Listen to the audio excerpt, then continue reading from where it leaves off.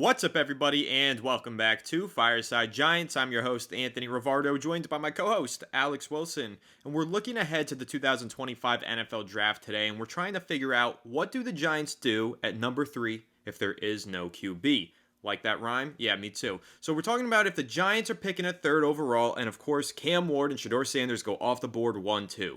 What's the New York Giants' backup plan? Obviously, they want to draft a quarterback. That seems to be the consensus reporting from all of the major beat writers. That seems to be the logical next step for a New York Giants team that trotted out Tim Boyle, Drew Lock, Tommy DeVito, and Daniel Jones this past season. They need a quarterback.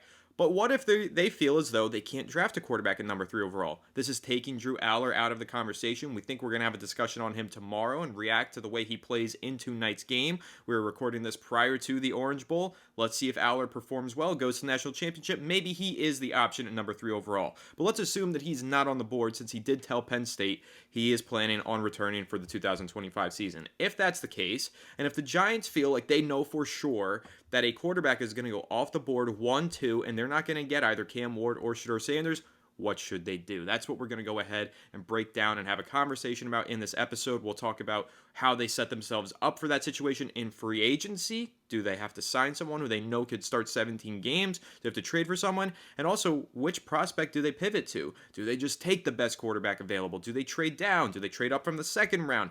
Or do they just take the Heisman Trophy winner, Travis Hunter? All of those options we will discuss in today's episode. But before we do, Alex, how you doing today, my friend? How are you feeling on this fine Thursday evening? And what would you do if you were Joe Schoen in that situation? I mean, listen, I'm doing pretty good right now. The Giants, obviously, we're kind of watching things unfold in real time. Drew Aller going to play tonight. If you're watching this episode, you probably have already either seen this game or, maybe you're seeing this episode tomorrow. I had a little bit of a late start today. But we're going to go down into the Aller rabbit hole tomorrow and discuss really kind of what he would mean for the Giants, assuming he plays well against Notre Dame. And ultimately, the Giants have, I wouldn't say a lot of options at 3rd overall, but I am becoming increasingly skeptical that quarterbacks are going 1-2 in this draft. I mean, I really am starting to think that NFL teams are not as high on the quarterbacks as the media because, last year, listen, Anthony, I know quarterbacks go higher because they are quarterbacks, because they are the most important position in football. But Cam Ward and Shedeur Sanders may not even be the top 5 quarterbacks last year. And we saw J.J. McCarthy slip all the way past 10. We saw Michael Penix go 8. We saw Bo Nix go in the 20s. I don't really sit here and get the sense that Cam Ward or, Shedeur Sanders is better than J.J. McCarthy was last year. At least that's what a lot of scouts and actual NFL talent evaluators are saying. That J.J. McCarthy would be QB1 this year. Michael Penix would be QB1 this year. So if that's the case, do teams take a shot on quarterbacks that would not have been good in a better year? Do they still go after that guy in the first 1-2 picks? Do they trade back and maybe add more draft capital if possible for the 2026 NFL draft? That's something to consider. So, at this rate, I think Cam Ward may be the only one that a team would consider taking on because of the upside. I'm not saying Sanders is bad or isn't deserving. I'm just saying I think Cam Ward's high upside is greater than his.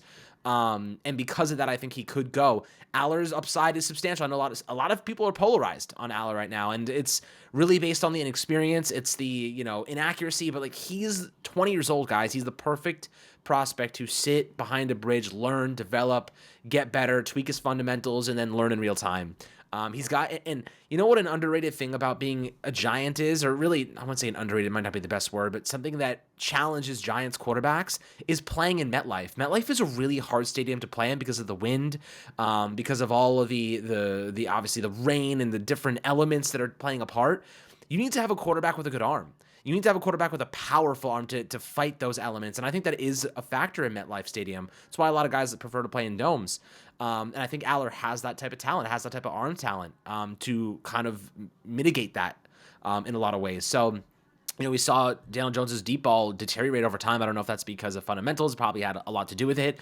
But quarterbacks traditionally don't play very well at MetLife. They really struggle. The ground game is a much more effective way to operate. And I think playing at home has been difficult for the Giants. They need someone with a big arm. They need someone that can be an athlete and has a lot of upside. I think Aller does fit that mold. So I'm curious to see if he does end up declaring for the draft where he would go. We'll dive into him in more detail and what we like and don't like about him tomorrow. But let's assume he's not in the NFL draft right now, Anthony. 3rd overall, How do you see things playing out in terms of, do you think quarterbacks are going 1-2 or even somebody else? Do you think that taking maybe a Travis Hunter, a blue chip prospect, a Will Johnson, or a Abdul Carter, or somebody that in that kind of caliber, blue chip in this draft class, would be better off? Would you be better off taking one of those guys over a quarterback, or are you better off hoping that one of those guys slides? Well, I think before you have the conversation about the NFL draft and what the New York Giants do at number 3, you have to discuss how do they set themselves up for this situation through free agency. Because the NFL draft is a crapshoot. Even if you're dead certain that a player is going to go at this selection, they might not. The team could get cold feet and select somebody else, and it could be a complete wild card surprise. So, in order for the New York Giants to prepare accordingly for the NFL draft, they have to knock free agency out of the park this year. They have to get every single signing right, down to the quarterback position being the number one position that they have to address first and foremost in free agency. And I know some Giants fans might not understand that logic, but think about it this way. You don't know who you're going to get at number 3 overall. It could be a quarterback. It could not be a quarterback. And even if it is a quarterback, you've got a rookie that you're going to be relying on to win you games this season as a GM and head coach who has basically 1 year, half a year really to prove themselves before John Mara flies off the handle. You got to get a legitimate starting quarterback in this building prior to the NFL draft, because you need to know that that rookie, when he does take over, is ready to do so. You can't rush this guy into the lineup. So even if the Giants were picking number 1 overall, they have to sign a legitimate starting veteran quarterback anyway. Now, they're not picking number 1 overall. Shout out to the shitty Indianapolis Colts for that. But picking number 3 overall is the same preparation as number 1. You sign the best quarterback that you can in free agency, and then you go into the draft and you still get a rookie quarterback anyway.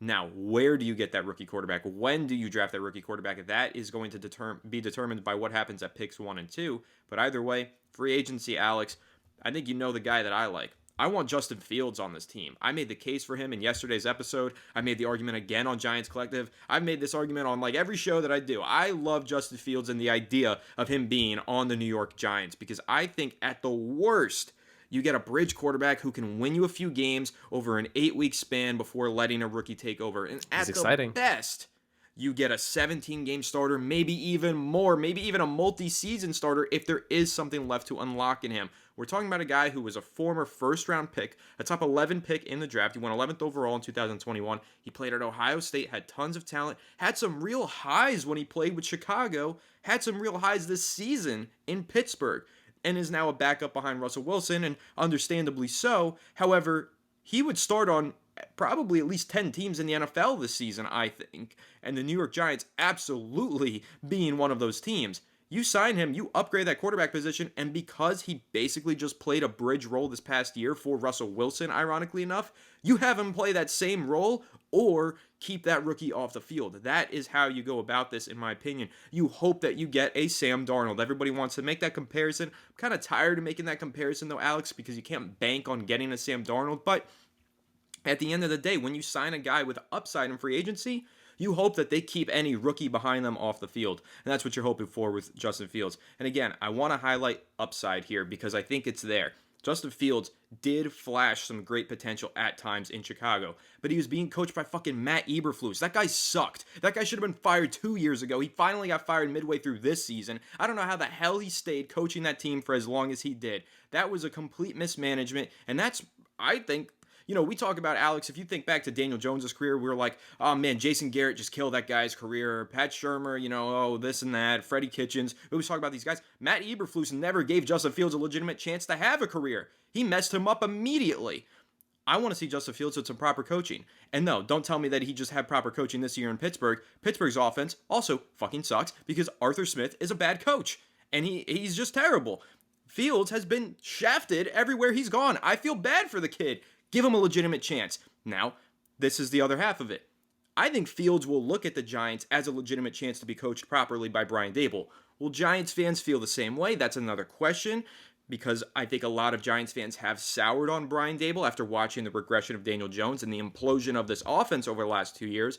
However, I still think from the outside looking in, from Justin Fields' perspective, he's looking at this as a situation where he could totally start at least a handful of games, maybe even 17 games, and be finally coached by a good coach who has developed a quarterback in the past. Eberflus doesn't have a good track record of coaching quarterbacks. Neither does Arthur Smith. But you know who does? Brian Dable. He has coached Josh Allen in the past, but also it's not just Josh Allen. I think people forget when he was at Alabama, he was a part of the developmental process of coaching Jalen Hurts and Tua Tagovailoa. So the guy knows how to coach quarterbacks. He's got a good track record with it, and he still gets glowing reviews around the league from everybody who's ever played under him, at least during his time with Buffalo. So I think Justin Fields would be entirely attracted to the Giants because of Dable, and I think that if you want to bank on one of these toolsy upside free agent quarterbacks, Alex, Justin Fields is the guy to do it. And I'll probably do a whole episode breaking down just Justin Fields, why he makes sense for the Giants and why the Giants make sense for him in the coming weeks here as we prepare for free agency. But I had to put that out there, Alex, to just go on this tangent because all of that to be said, if you sign a quarterback with that kind of upside and with the ability to start at least 8 weeks, because don't argue with me, Justin Fields could at least start 8 weeks for this game. We just saw Drew Lock start 8 fucking weeks for this game. We could see Justin Fields start 8 weeks for this game and then a rookie take over. At the bare minimum, I need a quarterback who can give me that, but hopefully more before I go into an NFL draft where I don't know whether or not I'll be able to get a quarterback at number 3 overall. So, I rest my case, Alex. I'll let you respond.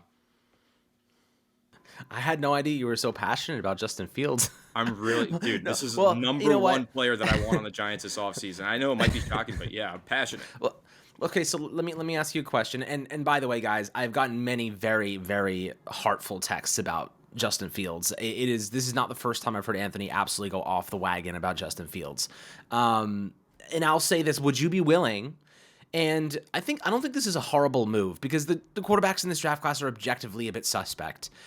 Even Cam Ward, who I love, I think, has his flaws for sure. He's a boomer bust, right? Like you go for that high upside, you go for that. We could win a championship with this guy upside, but the downside of Cam Ward is he's a hero ball guy and he struggles at the NFL level because defenses can read him better. You just don't know, right? We're projecting here. But I'll ask you this. I like Justin Fields. I think that's a good idea. I think getting him to be your bridge or a competitor is a good move objectively. Would you sign him to a 2-year, $20 million deal? Lock him in for 2 years, protect yourself. If he has a great year, then you have him at a really cheap cost for a second season. Yes, but he's not going to sign that deal. There's no Probably way. not. He's not going to sign for $10 million AAV. I think he's going to get closer to $20 million. I know we said that. I said that to you in a text a little while ago, and you disagree with me. But I'm going to try and explain. The $10 million AAV, which is exactly 1 year, $10 million deal, is what Sam Darnold just signed, right? Sam Darnold, for the last 3 seasons of his career, was a backup. Justin Fields started 6 games this year and won 4 of them. He's not viewed as a backup. He's not going to get backup money. Backup money is $10 million money. Starting money at the quarterback position in the NFL starts at 20, I think. So maybe 15. Justin Fields, you do have to pay up for. And I know this might be where I lose people on my Justin Fields argument. I'm willing to pay it. I just suffered through a season where I watched Daniel Jones limp his way to getting cut after 10 weeks. I just watched a season where I saw Drew Lock throw a pick 6 to a defensive tackle. I just watched Tim Boyle have to start games for this team and Tommy DeVito.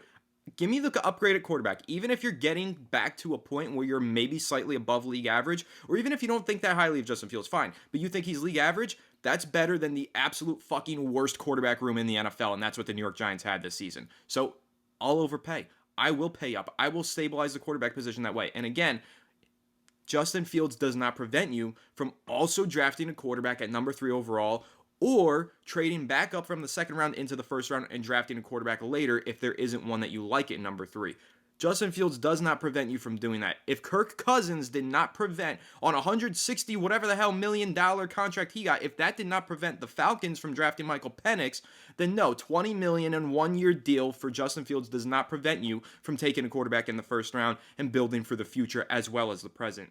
That's how you do it. So I know the price tag is going to be a lot higher, I think, than people expect. Maybe I'm wrong. Maybe he does come in around $10 million AAV. And yeah, Alex, I would totally sign him to the 2-year, $20 million deal. But I think he gets closer to 1 year, $20 million. And I think he's going to look at it as, I'm going to play for a team on half of what the franchise tag price is for basically a franchise tag year, prove it, and hopefully cash in the following offseason. That's how he is going to look at this upcoming offseason. And that's why I think he's going to command a little bit more money on the open market. And again, have to think about the amount of teams that need a quarterback this offseason to start this upcoming year. The Jets might be in the market for Justin Fields. The Browns, the Titans. I mean, how many other teams?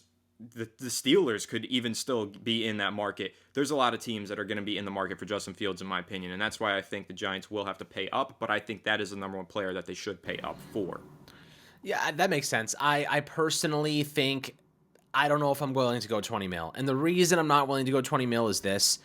If you sign a player like a Fields to a 1-year, $20 million deal, you have the intention of him succeeding and potentially being a long-term option for you. Like, you don't spend are you really going to go 20 mil for Justin Fields and then move on if he has a great year? Well, I don't know if he actually gets to 20 mil. I wanted to say I think it's going to be closer to 20 than 10, but I also don't know if there's a precedence for this sort of signing. For a guy who is a starter, coming off a 1-year deal, but was playing He's back injury up prone. to a better starter. He has had some injuries, so I don't know. I guess potentially he could wind up down towards that $10 million range, but who do we compare him to in terms of, because Russell Wilson was different. That would have been a good comparison, but he signed for the minimum because Here's he what I'd say. He had the guarantee. Here's money what I'll already, say. But who do you compare him to? I don't know.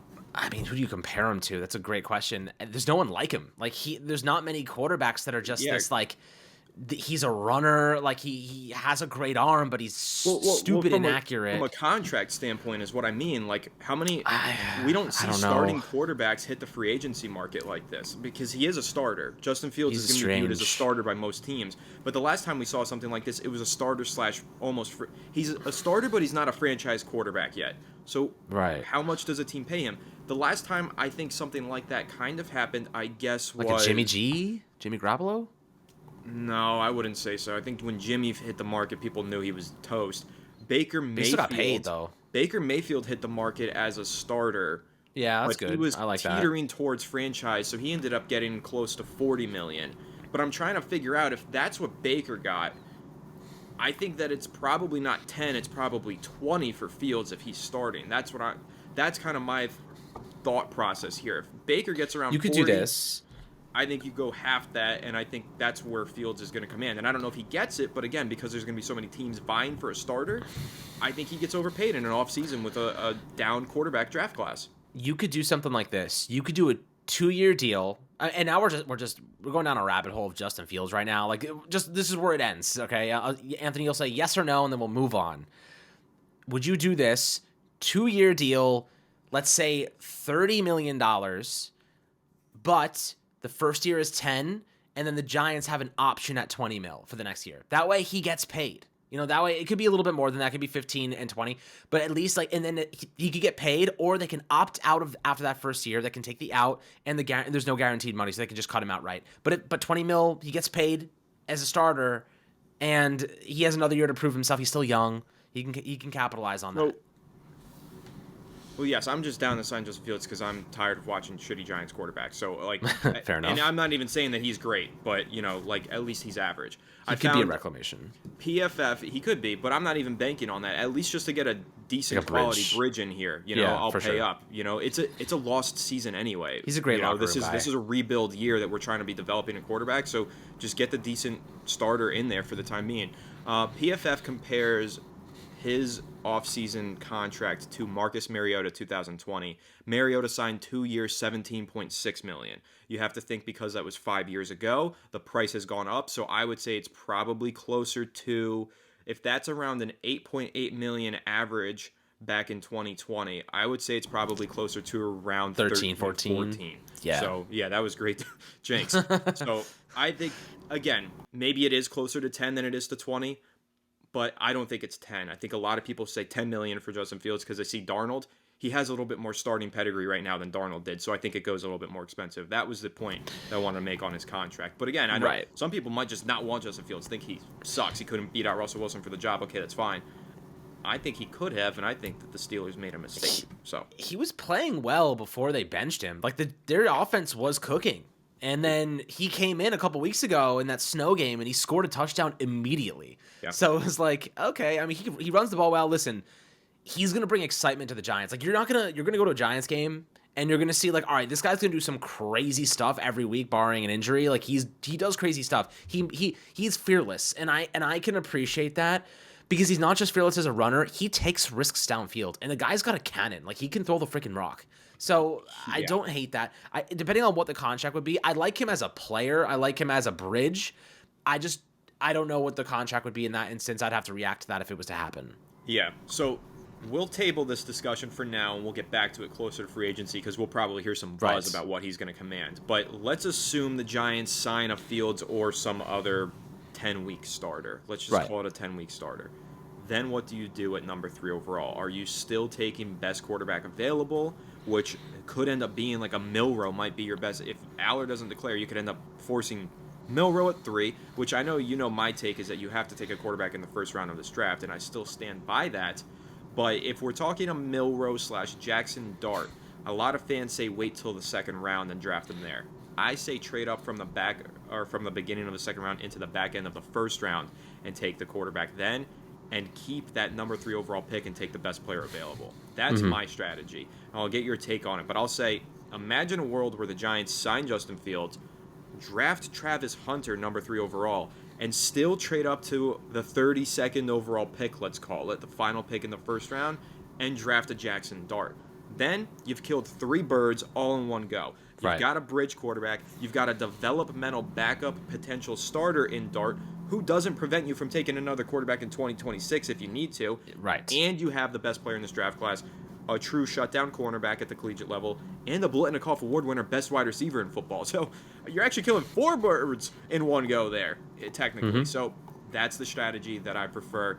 I know I kind of just that's it. So I don't know, but I'll let you give your take on it. I don't really have much more to say. That's exactly what I would do in this situation.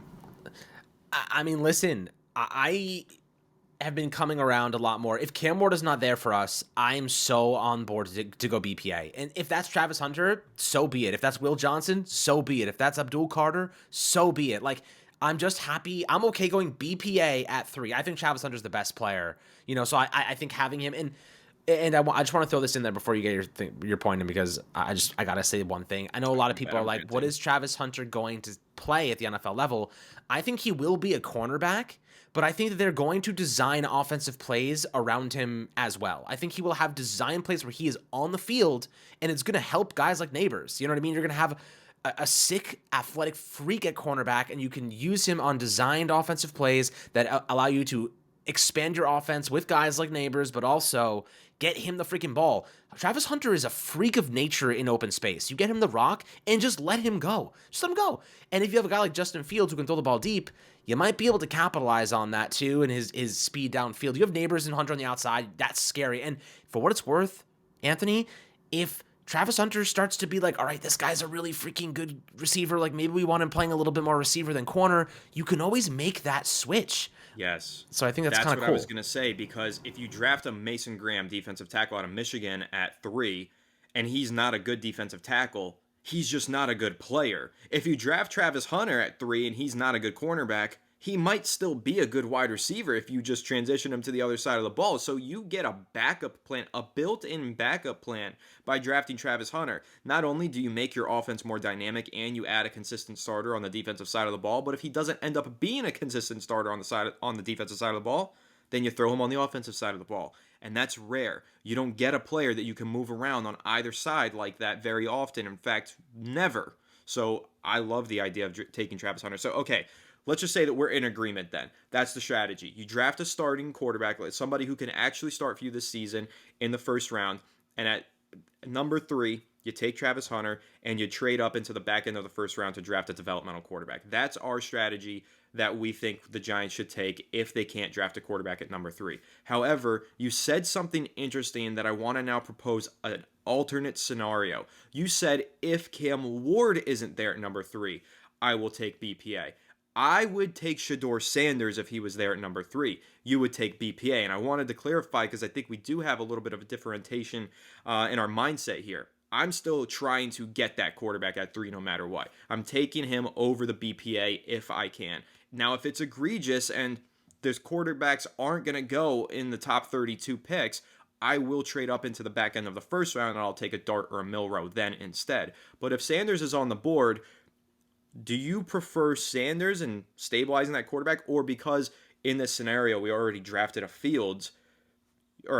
a Fields, you just want to take the BPA pass over Sanders, or does that now open up an avenue to trade down with the Raiders or another team? What is your take on that?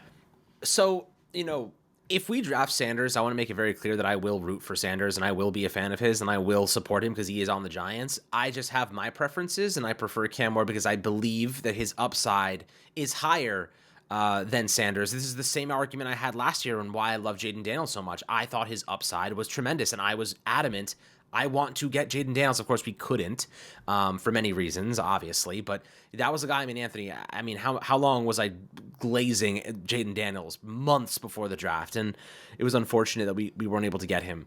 But I feel the same way about Cam Ward in a lot of instances. I do believe that his upside is substantial. And I watched Sanders. I've watched several games.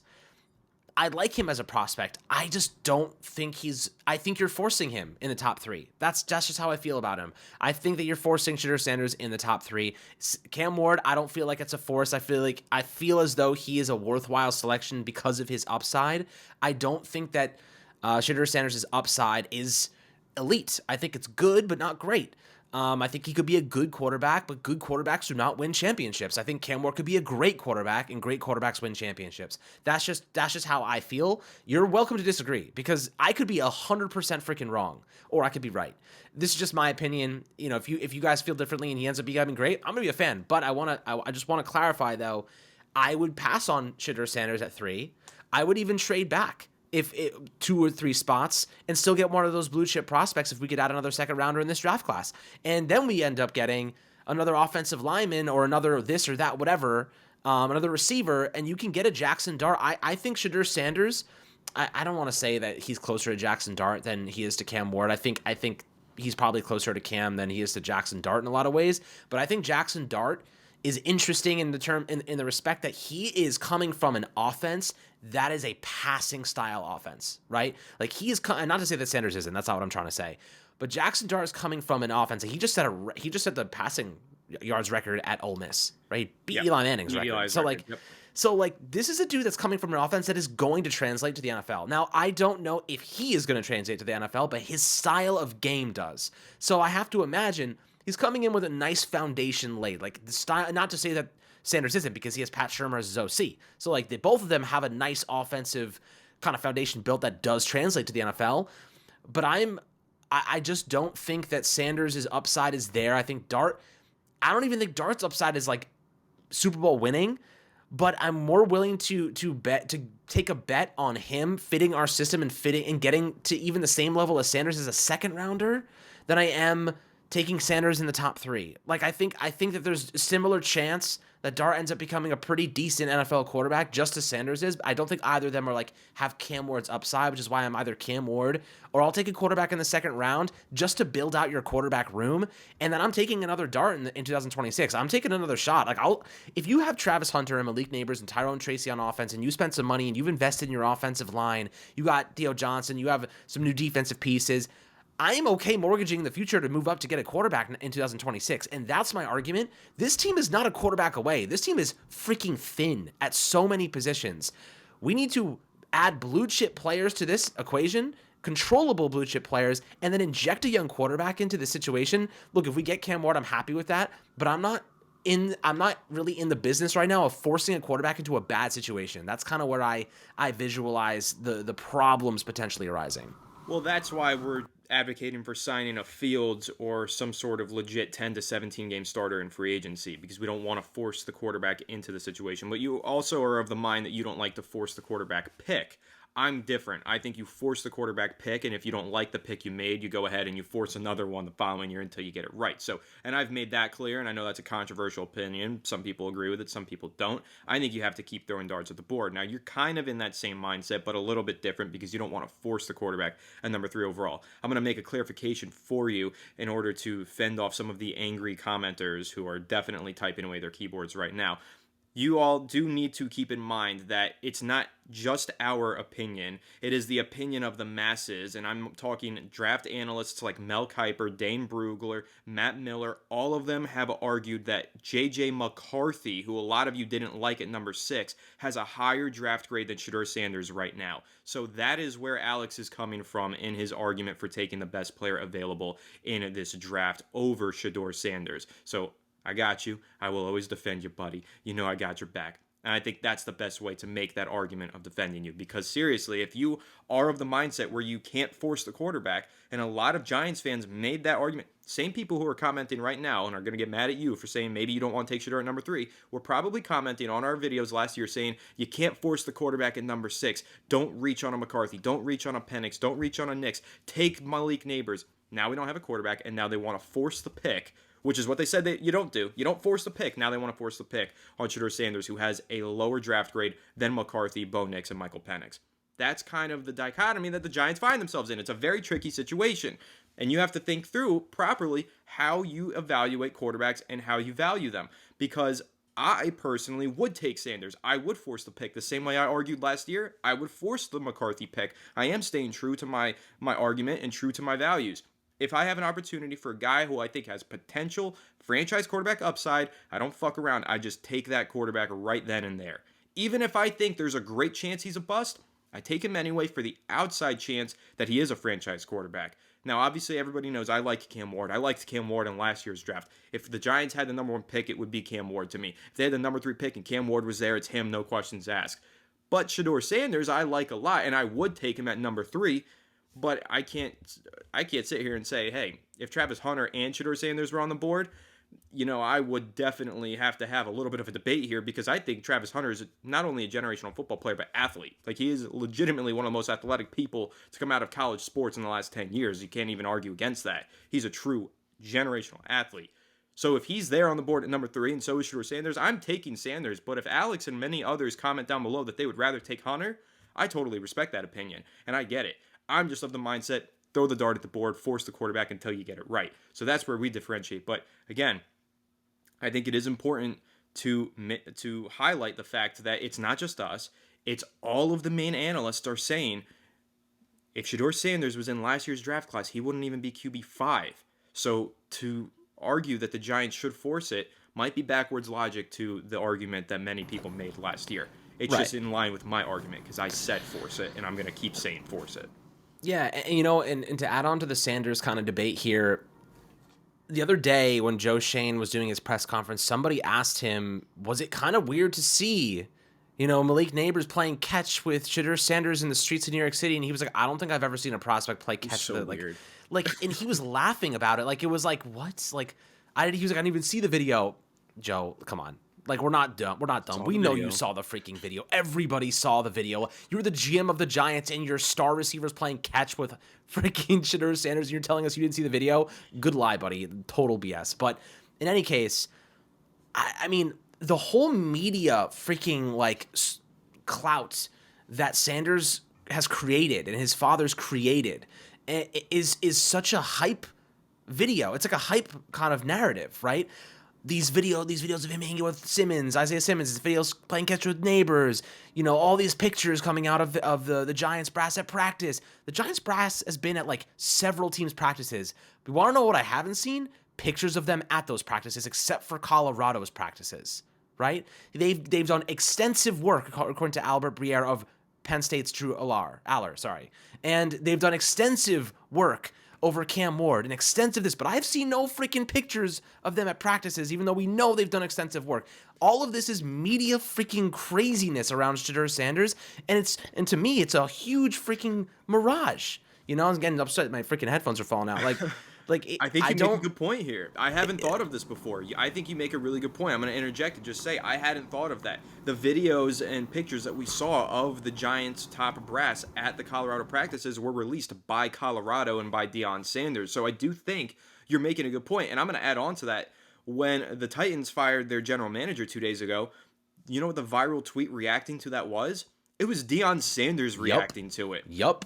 It's very interesting the way that Deion and Shedeur are operating using the media to their advantage and propping Yep. him as this bona fide, can't miss, sure thing, number one overall pick. It is very interesting because to me, and guys, I like Sanders. Again, I'm advocating for taking him at number 3, and I do think he's got franchise quarterback potential. I've seen the Joe Burrow comparisons, and yes, I do think there's shades of that in his game, but I do find it very interesting the way that Sanders' family has operated, and I have to say, I believe that there is a disconnect between the media and the NFL talent evaluators.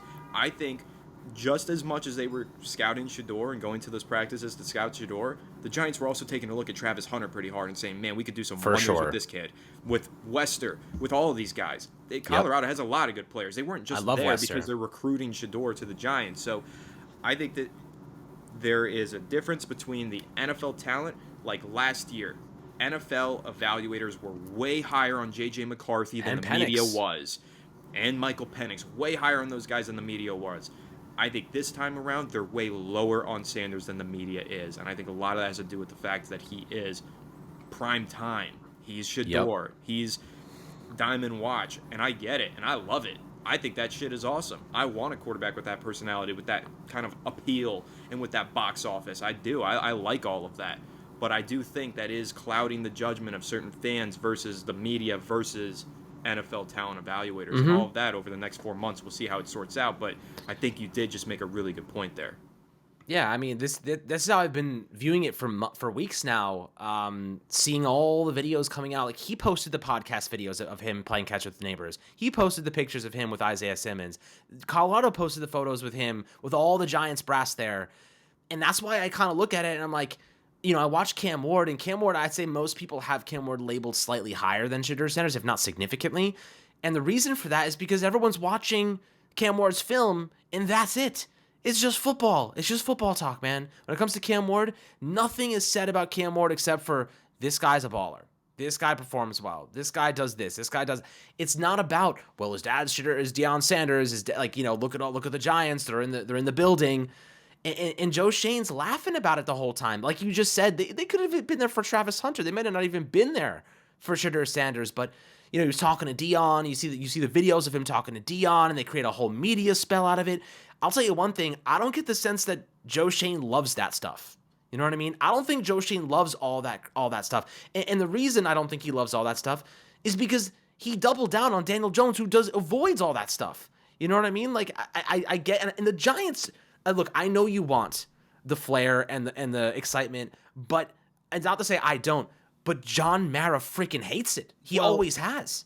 I'm going to say I disagree on Joe Shane not wanting to avoid that because I think if you were talking Dave Gettleman, I agree with you. I don't think Shedeur Sanders would even be on Dave Gettleman's draft board simply because he does a podcast. Probably, Dave Gettleman didn't want any public. That's why he didn't use a freaking computer, bro. He used a Dell from 1920. Exactly. He was the most anti-modern, hates kids, hates Gen Z, like that kind of guy. So that was Dave Gettleman. Joe Shane, on the other hand, drafted Kayvon Thibodeau, and Kayvon Thibodeau was loud, and he had some controversy. Sure. He also drafted Malik Neighbors, who again was a little bit loud and had some controversy. I don't think Joe Shane cares about that sort of thing. And I think John Mara does, though. I don't, because I think, and we've had this conversation many times, John Mara doesn't get in the way of Joe Shane. He allows Joe Shane to draft and sign whoever he wants. Every single player that's ever caused a ruckus or done anything, they've traded away. Kadarius Toney, OBJ, all of them. Justified with Toney, for sure. But what I'm trying to say is if things deteriorate and Deion starts to weaponize the media, because we've already seen him use the media to his advantage, if he weaponizes the media, and that is a concern of mine because he does these things. I'm not okay. I mean, that's fine. That's fine. I'm not going to say he will. I'm not going to say he will. It's a conspiracy, right? It's not even a conspiracy. It's a what if, and I don't want to play that game. But the Giants tend to struggle with developing talent, and I get nervous that if Sanders struggles and there's a lack of coaching and development there, the Giants fire Dable and fire Shane and redo the whole thing, and Deion's like, I got to get my freaking son out of there before his career is ruined. There is a point where he may step in and weaponize the media, and that is a major concern to me because that is going to go against the entire image of what the Giants have tried to build and lost anyway. But I don't think John Mara likes all that attention for their quarterbacks. He's the face of the franchise, and if the Giants suck and he sucks, he's going to get buried by this media, and he's not going to know how to respond to this. And I'm not saying this is going to happen. I hope to God it doesn't. Believe me. But I don't think it's crazy to think that that's a possibility. I've got 2 words to counter this. Manning family. John Mara will look at the Manning family and he will not be concerned any longer about the Sanders family because all the things that you're mentioning, these concerns, they're justified, they're valid. I respect your thoughts and opinions in this regard. However, you could have said the exact same things about Eli Manning coming out of school. Yeah, but there was no Exact social same media things. then, man. There was no social media like I know, that. but And that's what I'm talking about. I get that. But at the same time, if there were social media back then, it would be the same thing. We would be having the same conversation, but instead it would be about the Ole Miss quarterback rather than the Totally Colorado possible. quarterback. It's absolutely totally possible. I will say this though, Eli Manning was way better as a prospect. Way better. I don't disagree with you, and I also think to add on as a counterpoint to my point, Eli Manning wasn't coached by Archie Manning. So that's Yeah, that's there part you of it. go. Deion's his Right, coach. He's his father his and coach his is coach. I think yeah. that's a big part of it. And you brought this up in one of the previous episodes. How will he take to a different coach? And we don't know that because he's never been coached by a different coach. So Right. that's also interesting. I don't I don't know. know. Look, I'm just bringing up these counterpoints because these are things that cross my mind in the sense that I'm scared the Giants are going to ruin any player, not just Shedeur Sanders. It could be Cam Ward and he's not great and things deteriorate and people are becoming more vocal. We're watching Tyreek Hill literally demand his way out of Miami right now. Like players are getting more power and they're able to move themselves. They're able to force trades and get out of certain situations. I mean, Devontae Adams did it with the Raiders this season and he got himself out to the Jets. This is and Devontae Adams did it a little bit of a different way, but more so behind the scenes. I think that players are able to utilize this, and I think that Sanders' weapon is the media, and he's already using it to prop up his draft stock. But has a quarterback ever done it? I don't know. I don't know if it's has a quarterback ever done it. That's not to say we need precedents for someone to do it. Precedents get set. New precedents get set all the time. But I don't know if a quarterback has ever done it. I'm just curious. I think the only instance that you can think of is Eli Manning. Been annoying. Yeah, well, he is annoying as fuck. But I think the only instance that you can think of where a quarterback used the media to force their way out of a team is Eli Manning. Well, here's the thing, like quarterbacks have a lot more power, so they can do it behind the scenes a lot of times, but the Giants in this instance are are really struggling to develop players, and I'm scared. I'm just nervous. Like, I'm not saying this is going to happen. I'm not saying I'm scared it's going to happen, but what I am saying is that the fear of it is enough to make me wonder, is it worth just going BPA? Because I aside from all this crap that we've discussed, I don't even think Shedeur Sanders is worthy of picking at 3 overall. I think that most major draft analysts don't even have him in the top 10. You're right, and I think you're right. I think most draft analysts are low on him, and I think if they're arguing that McCarthy had a higher grade, then we do need to reevaluate whether or not Sanders is being worthy of taking at number 3, considering a lot of Giants fans freaking argued tooth and nail with me that McCarthy wasn't worth taking at number 6. So if you feel that way, why is Sanders worth taking at 3? And I know a lot of it had to do with the fact that Giants fans still did believe in Daniel Jones, and well, he's no longer here, so now we need a quarterback, so they are willing to take Sanders at 3, and so am I. But I don't know. This is just a very interesting discussion, and I do think it's worth clarifying. We're all scared shitless. Like, you're saying that you're scared. Everybody's scared because the Giants have, like, what do they have right now? They've got a superstar playmaker going into his 2nd year. They've got a superstar defensive tackle coming off of season-ending surgery. Same thing can be said about their left tackle. They've got a few pieces on the defensive side of the ball, but they're missing the biggest piece of the puzzle. They are missing the quarterback. They're missing the heart and soul of the team. And everybody's scared about that because we had the heart and soul of the team from 2004 to 2018 with Eli Manning, and then 2019, Daniel Jones came in, and even when it was shaky, even when we weren't sure if he was the guy, at least we had a heartbeat because we had Daniel Jones. Like, truthfully, respectfully to him, I think everybody knows I wasn't the biggest Daniel Jones fan. He gave the team a heartbeat. At least we knew, all right, we have a quarterback. Hopefully he turns it around. If he somehow unlocks something, we're great. We're right back in this thing. The Giants literally don't even have that right now.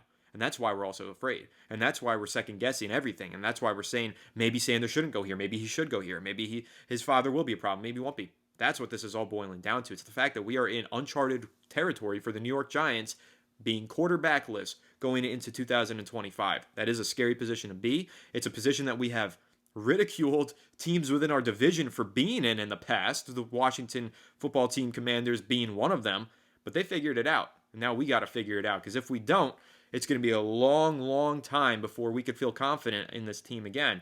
And that's why it's such an important offseason for Joe Shane, as his back is against the wall. You've got to get this thing right. So I want to throw something in that just kind of dropped on social too. According to Jordan Renan, whatever, the Titans, the Giants are keeping a close eye on who will become the next GM of the Titans.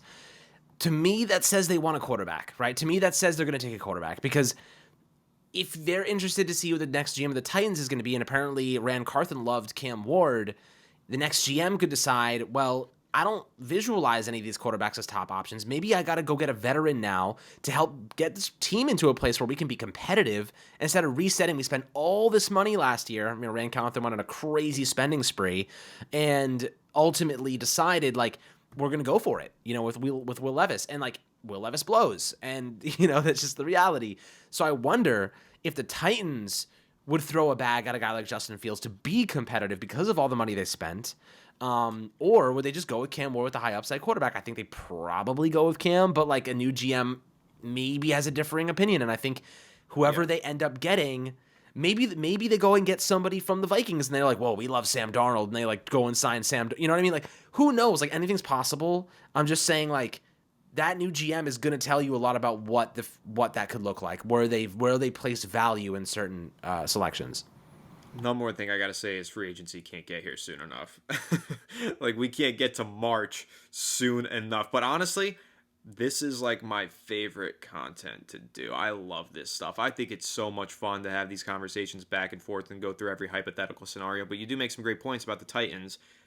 We got to see what they're gonna do, because that's the domino that falls everything else into place. What they decide they're doing at the quarterback position will alter the entirety of the 2025 NFL draft. So yeah, we'll be keeping a close eye on the Titans. That's why we pretty much made a whole episode a couple days ago dedicated to the Tennessee Titans on a New York Giants podcast channel. So got to keep an eye on them. And you're right, yeah, Fields could be in that mix. A lot of guys will be in that mix for them, because I think they also need a starter. And, I don't know. I mean, this is going to be interesting. My brain is a little bit racked here. We definitely discussed a lot. Much for me to process in the coming days about this conversation. That's for sure. I think the audience is going to really like this one too. I think we're going to have some spicy comments down below. I'm not going to lie. I'm so ready for the hate comments, dude. Oh, we're about to get sniped, both of us. It's for sure. But like, listen, guys, like, I just want the Giants, and we all want the Giants to be great, and I want to make the most sound decision and the best one for the organization. Like, we're not making the decision, obviously, but we're trying to look at every single red flag, white flag, every single flag possible, every color, and decipher what is going to happen here. Like, we saw last year, like Jermaine Burton, for example, use him as an example, on Hard Knocks, we saw he had a red grade on the Giants board, which indicated he had personality concerns. You're right about that one. For sure.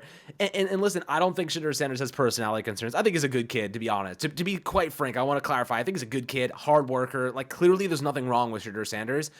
I'm more so just concerned that if the Giants are like mismanaging him and they're like running an offense that doesn't prioritize his skills, and like we've seen them do crap like this before, is his dad going to start tweeting at the Giants like, you're not using my son correctly? You know what I mean? Like, he's already on Twitter like saying crap about the type.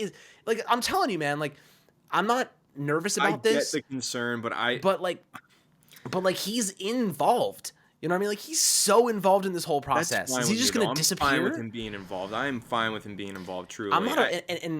Look, I'm not opposed to a father being involved. Everything. I'm not opposed to a father being involved in a son's career and like helping him get the highest amount, the highest draft pick. Like, people are like, oh, you're upset like a father's involved. No.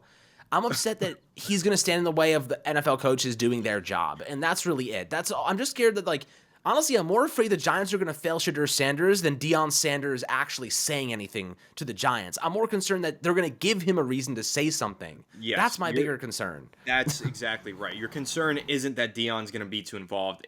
The concern is that the Giants are going to fuck this up so badly Deion has no choice but to get involved. I get what you're saying. I do. But I think there's one clear and obvious solution to all of this. Win some goddamn football games. And if you feel, if the Giants feel like Shedeur Sanders is the guy to help them win those football games, then none of this is going to matter to them, because they're just going to assume that everything will go smoothly. Although you can't really make that assumption as a Giants fan after watching the No, last we 10 can't. years. You can't assume that things are going to go smoothly. From the perspective of Joe Shane, you have to assume that way. You have to assume that things are going to go according to your plan. Because when they don't, then you have to counter and you have to figure it out. You have to land on your feet somehow.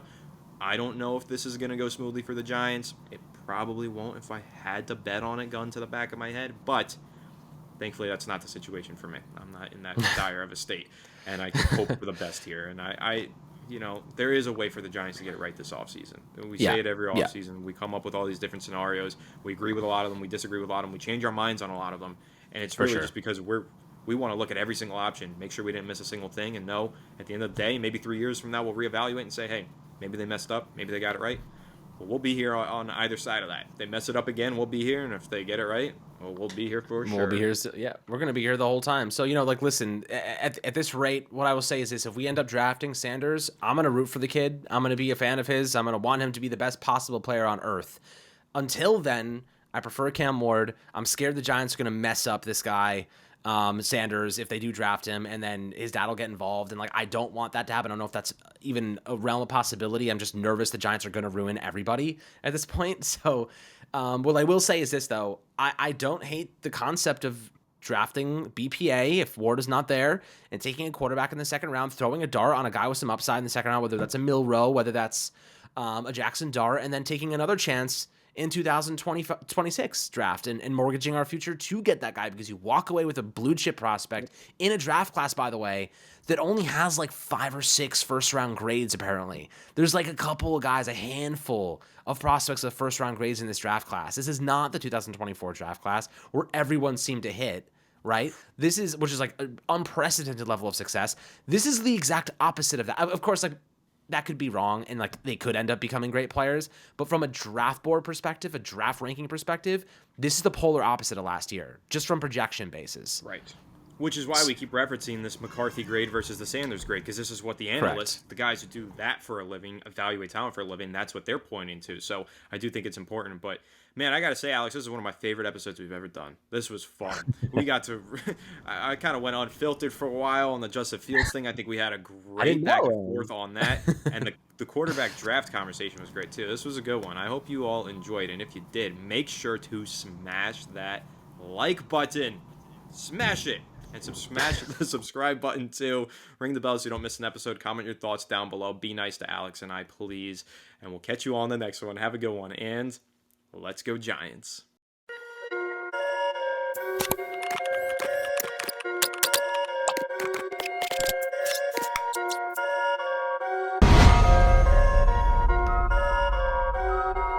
Perfect.